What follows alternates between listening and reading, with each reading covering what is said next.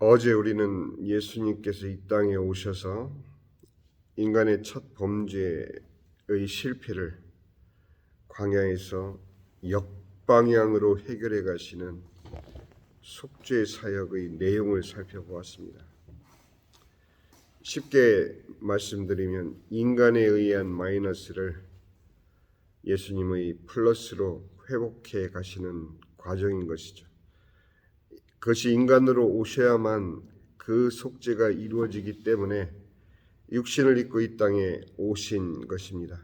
히브리서 4장 15절에 보니 우리에게 있는 대제사장은 우리의 연약함을 동정하지 못하실 이가 아니요 모든 일에 우리와 똑같이 시험을 받으신 이로되 죄는 없으시니라.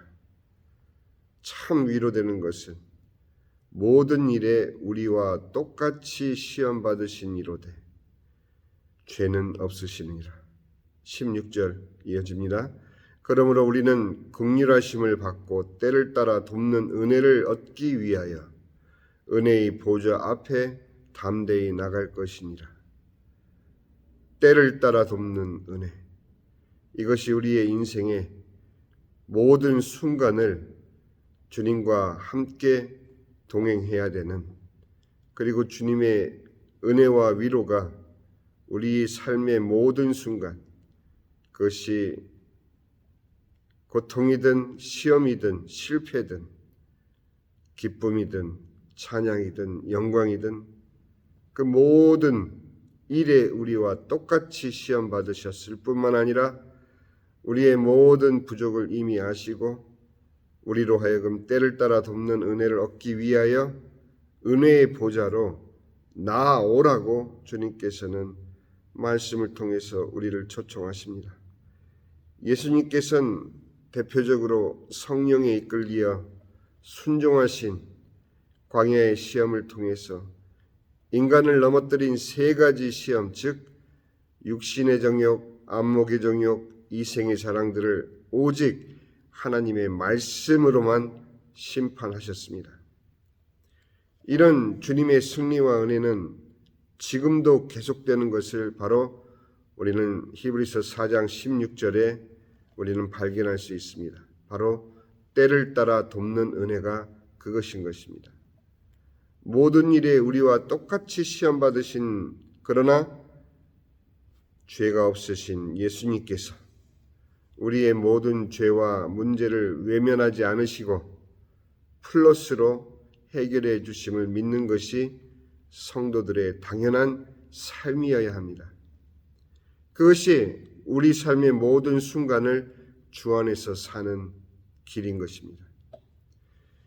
우리는 육신의 문제이기에 현실적인 물질이나 현실적인 방안으로 해결하려 애를 쓰고, 안목의 문제이기 때문에 눈 감고 그저 현실을 떠나버리면 되는 것으로 해결받았다라고 착각하고, 이생의 자랑의 문제이기에 그저 내가 모든 것을 내려놓고 떠나면, 포기하면 되는 그런 극단적인 방법으로만 우리는 해결로 생각하는 것입니다. 우리의 현실 문제를 해결해 줄 수 있는 것이 그런 방법이 아닌 것입니다. 그대로 그 문제를 들고 주 앞에 나아가 내려놓고 주님의 회복의 은혜와 주님의 뜻을 간구하는 것이 바로 성도들이 인생의 문제를 대처하는 방법이고 오직 한 길인 것입니다. 히브리서 10장 36절부터 39절의 말씀을 보면 너희에게 인내가 필요함은 너희가 하나님의 뜻을 행한 후에 약속하신 것을 받기 위함이라. 잠시 잠깐 후면 오실 이가 오시리니 지체하지 아니하시리라. 나의 의인은 믿음으로 말미암아 살리라. 또한 뒤로 물러가면 내 마음이 그를 기뻐하지 아니하리라 하셨느니라. 우리는 뒤로 물러가 멸망할 자가 아니요 오직 영혼을 구원함에 이르는 믿음을 가진 자니라. 바로 자신의 실패를 인정하고 주 앞에 나아가 주의 은혜로 플러스 시키는 회복이 바로 성도의 유일한 특권인 것을 이 아침에 우리가 확인하기를 바랍니다. 말로 듣고 그저 마음으로 이해하면 되는 문제가 아니고 우리의 실제 삶 가운데 부딪히는 모든 문제를 통해서 이 말씀을 우리는 체험을 해야 되는 것입니다. 이제 모든 문제로부터 자유하시고 오직 주님이 함께 하시는 삶의 순간들을 복음으로 사는 우리들, 그 이유는 우리는 주님의 십자가 대속의 은혜로 주님의 죽으심과 연합되어 죽었고 또한 주님의 부활로 함께 부활하는 연합된 자들이기 때문에 이것이 가능한 것입니다. 로마서 6장 1절 보니 그런즉 우리가 무슨 말을 하리요 은혜를 더하게 하려고 죄에 거하겠느냐 그럴 수 없느니라. 죄에 대하여 죽은 우리가 어찌 그 가운데 더 살리요 무릇 그리스도 예수와 합하여 침례를 받은 우리는 그의 죽으심과 합하여 침례를 받은 줄을 알지 못하느냐. 우리가 믿고 있는 바입니다. 4절 이어집니다. 6장 4절에 그러므로 우리가 그의 죽으심과 합하여 침례를 받음으로 그와 함께 장사되었나니 이는 아버지의 영광으로 말미암아 그리스도를 죽은 자 가운데서 살리심과 같이 우리로 또한 새 생명 가운데서 행하게 하려 함이라. 만일 우리가 그의 죽으심과 같은 모양으로 연합한 자 되었으면 또한 그의 부활과 같은 모양으로 연합한 자도 되리라. 6절입니다. 우리가 알거니와 우리의 옛사람이 예수와 함께 십자가에 못 박힌 것은 죄의 몸이 죽어 다시는 우리가 죄에게 종노릇하지 아니하려 함이니 이는 죽은 자가 죄에서 벗어나 의롭다 하심을 얻었음이니라. 만일 우리가 그리스도와 함께 죽었으면 또한 그와 함께 살 줄을 믿노니 이는 그리스도께서 죽은 자 가운데서 살아나셨음에 다시 죽지 아니하시고 사망이 다시 그를 주장하지 못할 줄을 암이로라. 그가 죽으심은 죄에 대하여 단번에 죽으심이요 그가 살아 계심은 하나님께 대하여 살아 계심이니 이 모든 내용들이 우리 성도들이 믿고 있는 바대로 우리의 현실 속에서 어떠한 존재인지를 말해주고 있는 것입니다. 11절입니다. 이와 같이 너희도 너희 자신을 죄에 대하여는 죽은 자요 그리스도 예수 안에서 하나님께 대하여는 살아있는 자로 여길지어다. 그러므로 너희는 죄가 너희 죽을 몸을 지배하지 못하게 하여 몸의 사욕에 순종하지 말고 너희 지체를 불의의 무기로 죄에게 내어주지 말고 오직 너희 자신을 죽은 자 가운데서 다시 살아난 자같이 하나님께 드리며 너희 지체를 의의 무기로 하나님께 드리라. 우리는 예수 안에서 어쩔 수 없이 죄를 짓는 자가 아니라 죄를 짓지 않을 수 있는 결단이 가능한 하나님이 우리 안에 살아계신 존재인 것을 자꾸 망각하고 살기 때문에 우리는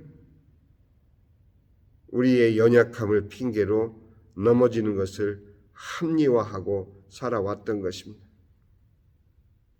이제는 우리 자신이 우리 지체를 의의 무기로 하나님께 드리기 위해서 살아가야 하는 당위성을 갖고 있다는 것을 잊지 말아야 됩니다.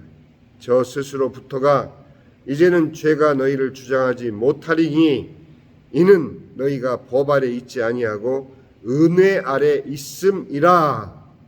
이렇게 하나님 자녀로서 모든 문제의 근원인 죄에 대해서 이제는 단호해야 된다는 것이 바로 오늘 하나님 말씀이 우리에게 주는 분명한 명령인 것입니다.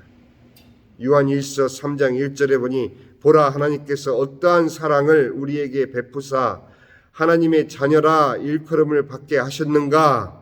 우리가 자녀라면 어떠한 존재인지를 하나님 말씀은 말해주고 있는 것입니다. 그저 단순히 하나님께서 우리에게 예수 그리스도를 보내심으로 우리의 죄 문제를 해결하고 우리는 여전히 연약한 가운데서 날마다 삶의 현실 속에서 우리의 연약함을 핑계로 넘어져도 되는 그런 존재로 우리를 세우지 않으셨다라는 사실을 이제 말해주고 있는 것입니다.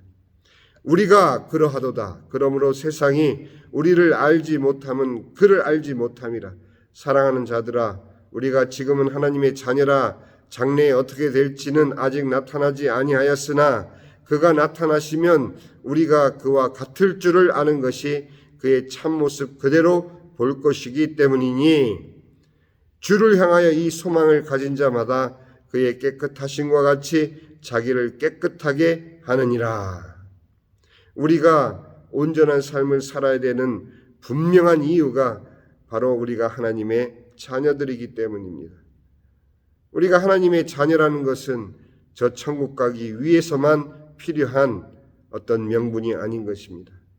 이제 오늘 우리가 하나님의 말씀을 통해서 매 순간을 복음으로 살아야 되는 분명한 이유를 알았습니다. 넘어지고 실패할지라도 결코 뒤로 물러서지 않을 수 있는 것은 우리 하나님의 자녀들만의 특권인 것을 아시고 하나님 앞에 담대히 나가 우리의 모든 문제를 이미 아시고 그 문제를 함께 겪으셨을 뿐만 아니라 우리의 모든 것에 치유하지 않아 하시고 우리를 위에서 십자가 지신 예수 그리스도로 말미암아 승리하시는 여러분 되시기를 주님의 이름으로 축원드립니다. 기도합니다. 하늘에 계신 우리 아버지, 이름이 거룩히 여김을 받으시오며 나라의 마옵시며 뜻이 하늘에서 이루어진 것 같이 땅에서도 이루어지이다. 오늘 우리에게 일용할 양식을 주옵시고 우리가 우리에게 죄 지은 자를 사하여 준 것 같이 우리 죄를 사하여 주옵시고 우리를 시험에 들게 하지 마옵시며 다만 악에서 구하옵소서. 나라와 권세와 영광이 아버지께 영원히 있사옵나이다. 아멘.